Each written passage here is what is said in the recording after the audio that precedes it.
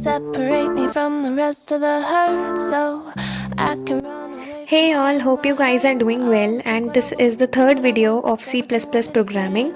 So in the previous video tutorial we have seen our first program where we have printed hello world on command prompt. So if you haven't watched that video, go and check that first. In this video, we are going to talking about data types and going to practice some of the examples. So you are advised to take references from these examples and try them on your own, please. So you can pause the video in case you want to practice that. You can get the questions from here and then you could solve that by your own. I have written some theory about the variable, so you can pause the video and read that by your own, but I'll try to explain you in the simple language. So basically, variable is a name which is associated with a value that can be changed. Can say out of sight, but in your mind you believe them. Drink what you want. So I have put it an example. When I write int x is equals to 20, here variable name is x, which is associated with the value 20. Int is a data type that represents that the variable can hold the integer value.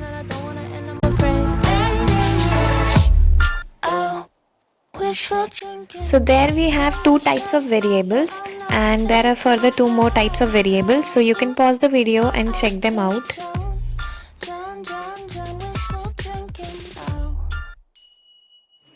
As I have already taught you about the data types in my first video of C++ programming, but if you haven't watched that, so you can go through that and check that out. But in brief, I'll let you know that data type specifies how the data is represented within the computer memory.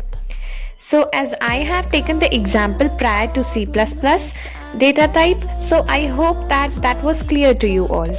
Now we have the types of data types, which are built-in types, in which we have integral type, int and char.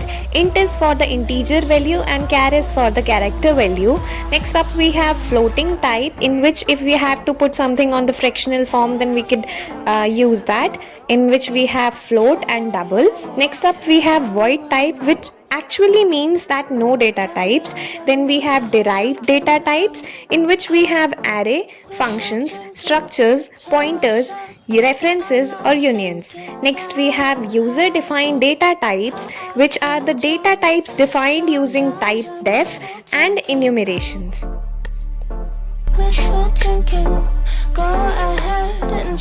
Now let's look at some of the examples by which we can get to know what the data types and variables are and how the program will actually execute and what the things or what the stuffs are there in the program. So here I have taken an example to write a program to print the addition of two numbers.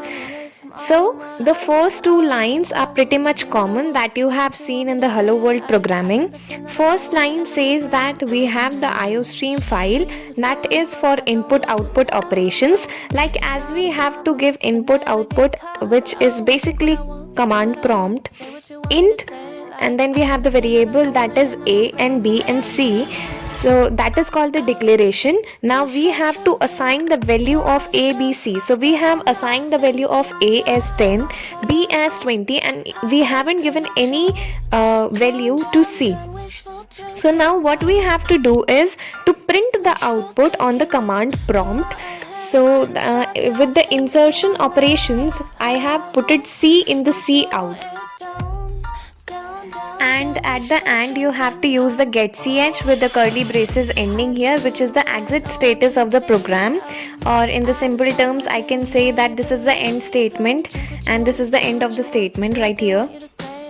Now let's just go ahead and execute it.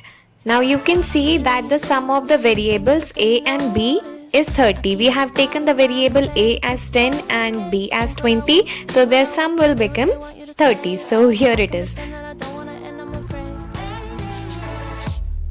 Now you can also design your own programs like this, in which if you have to print the output of the subtraction, then you can use the subtraction sign. Next up we have the multiplication. For multiplication you can use the multiplication sign. For quotient we can use the division sign, and for the remainder we can use the mod sign as well. Throw it down, down, down, down without drinking now. This is not a problem. Now we are taking another example in which we are going to print the addition of two numbers that were taken from the user. So as you can see, the first two lines are pretty much common that you have seen in the previous program. So basically all of them are common. In the integers value you have taken the variable a, b, c, in which you don't have to assign the value because the values are given by the user. Now in cout command prompt you have to write enter the first value in the quotation mark with the insertion operation. Next in cin it will give the input of the value that you have entered. Next is the similar line that you have to use. Then the condition will be applied, that is c is equals to a plus b, and within the get ch and curly braces you have to close the program, and now you can see the output. So in the output firstly you have to enter the first value, then next up you have to enter the second value that I'm gonna give. Now the sum will become this. Throw it down, down, down, down with Similarly, you can perform the other operations by your own by taking the values from the user as if they're addition, subtraction, multiplication, division, or remainder. So you can perform by your own. For performing operations, you can also check the description. Also, there I have given so many questions, so you can also solve that. So thanks for watching the video, and write your perception about this video, or if any doubt you can write there in the comment section. Thank you all. Be what I want, say what you want me to say. Like I can pretend that I don't wanna end up